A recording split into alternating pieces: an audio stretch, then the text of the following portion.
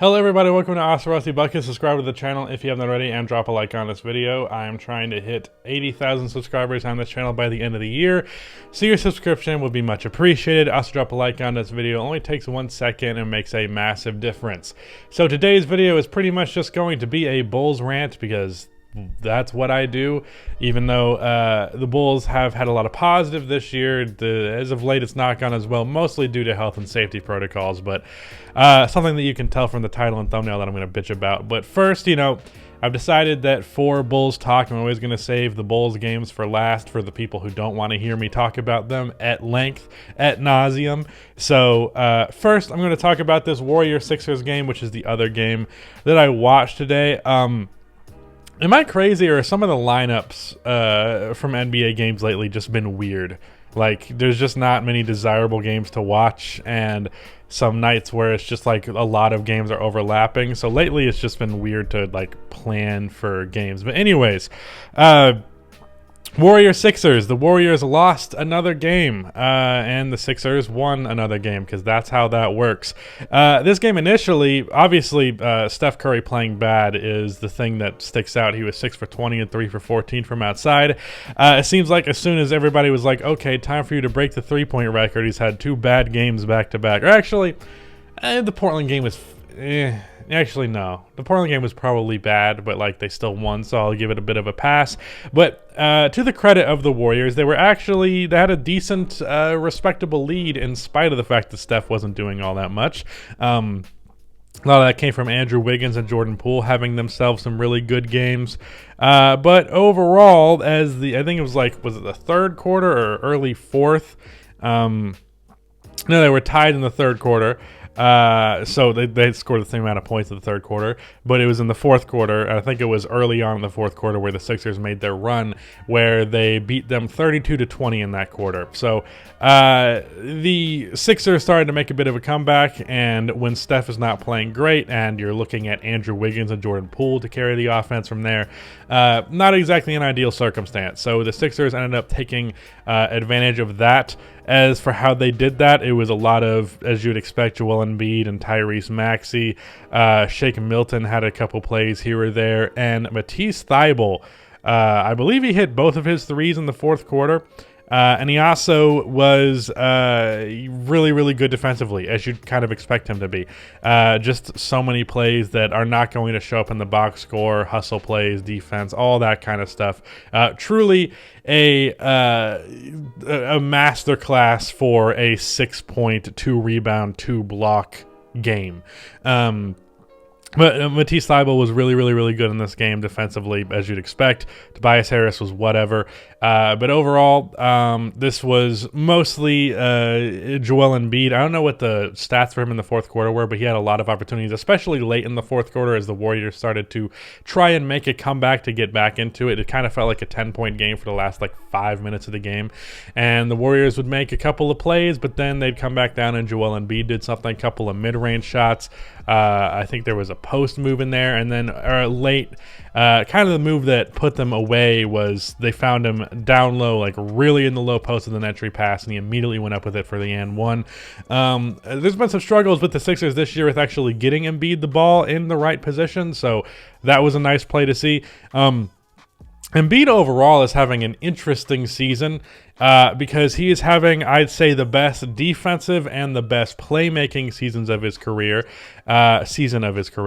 but his scoring is a little bit down. His free throw percentage is down. His mid-range percentages are down. His three-point percentage is about the same, but not ultimately that different. And his overall field goal percentage is down. So the guy's scoring has been worse, but his passing has been the best it's ever been. He is averaging a career high in assists while averaging a career low in turnovers. So Embiid's decision-making, a lot of it coming out of the double team and things like that. He's just been a lot better about making decisions and finding the open man, and especially because the Sixers offense is a lot more spaced out than it's been before. There's just more room for him to operate and make passes. So best passing season, best defensive season, scoring is down a little bit. So overall, I would say this is tied for his best season, which is one he had a couple of years ago when he averaged 28 and 13.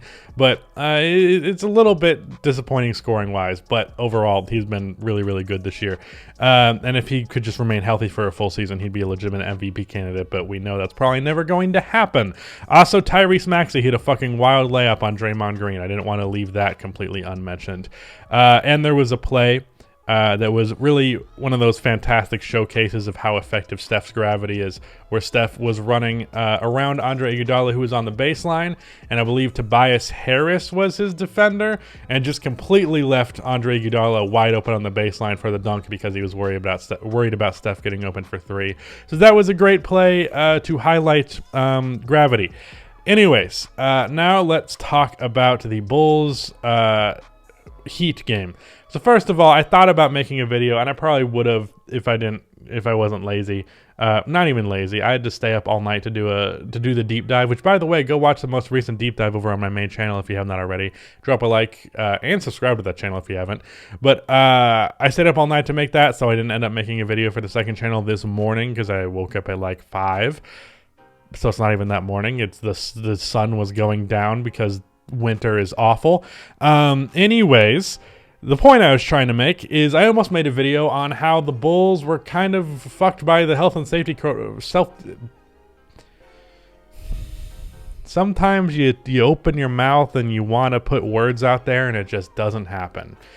I was going to talk about how the Bulls were fucked over by health and safety protocols and how at this point with how many people were out, you kind of have to call it. You kind of have to say, hey, let's not play games right now because the Bulls missing 7 players, of which 6 of them are rotation guys. So that's a problem. Javonte Green, Ayo Dosunmu, Derek Jones Jr., DeMar DeRozan, obviously.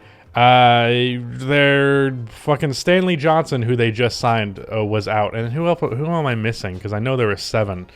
I don't know. I'm not going to bother. I'm trying to remember.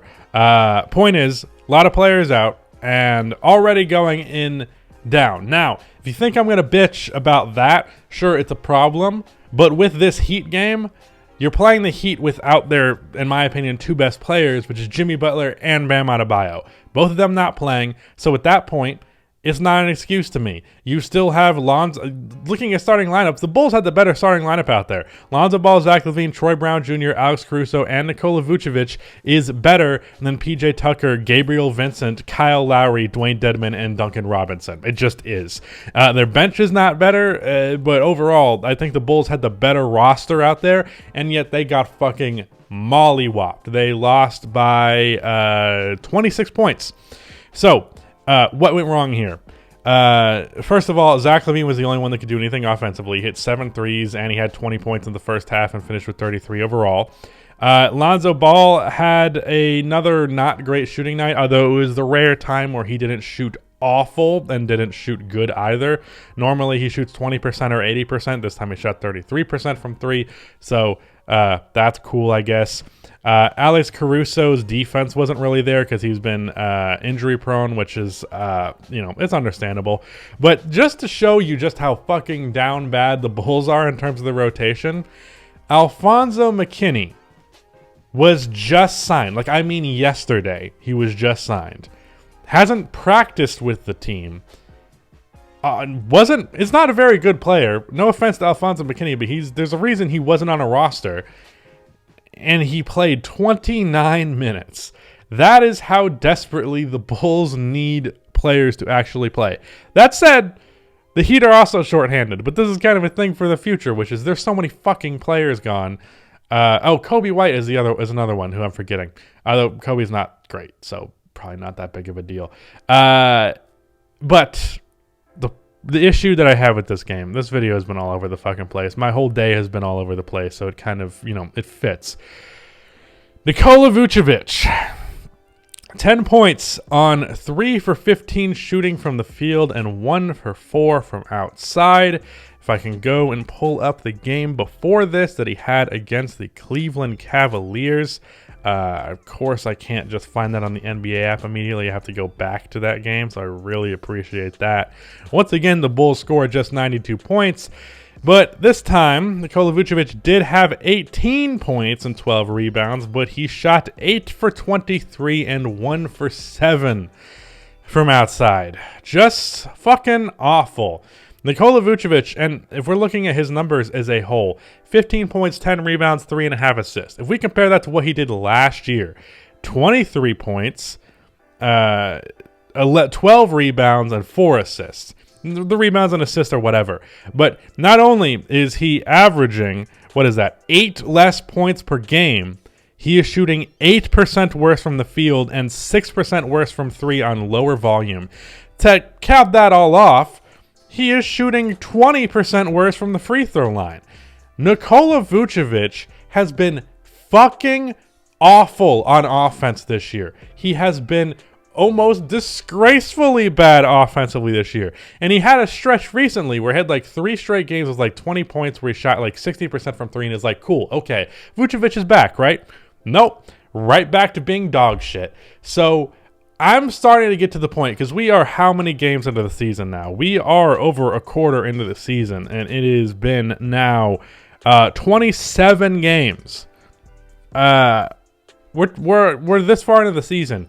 At what point do we start to get concerned that this is just what he is now? At what point is this something that we need to fear to be the reality of Nikola Vucevic? Because I can't fucking deal with this for much longer. I'm starting to lose my mind.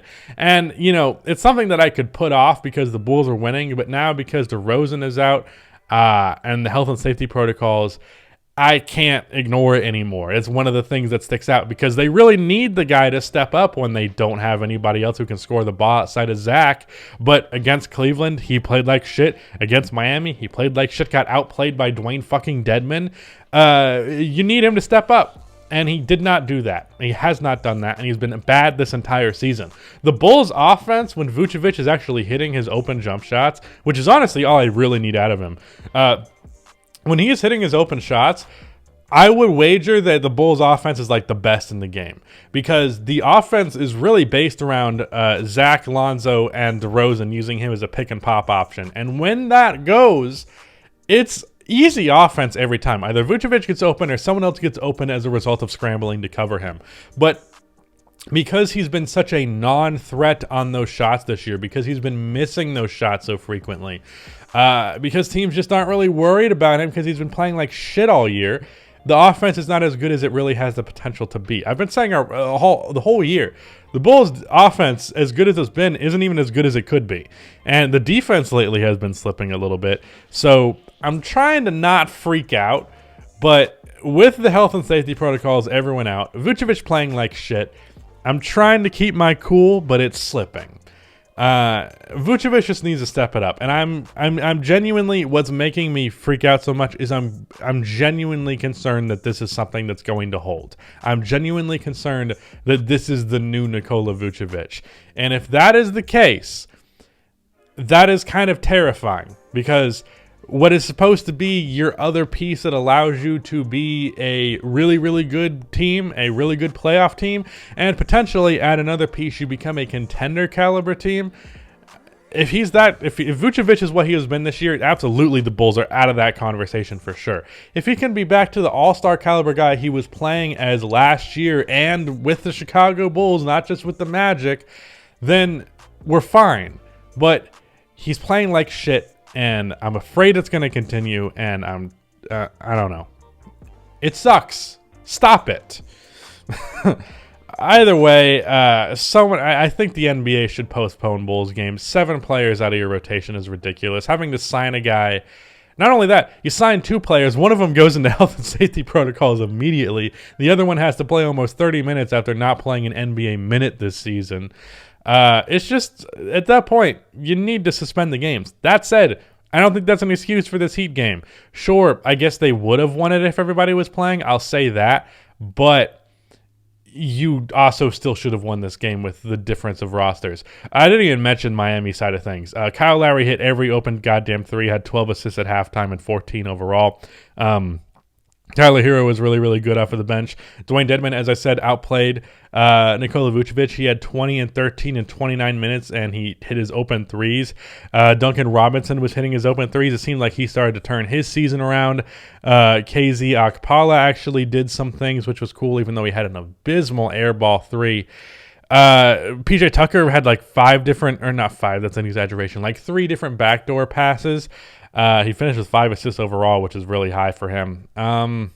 Yeah, this made me sad. Bye.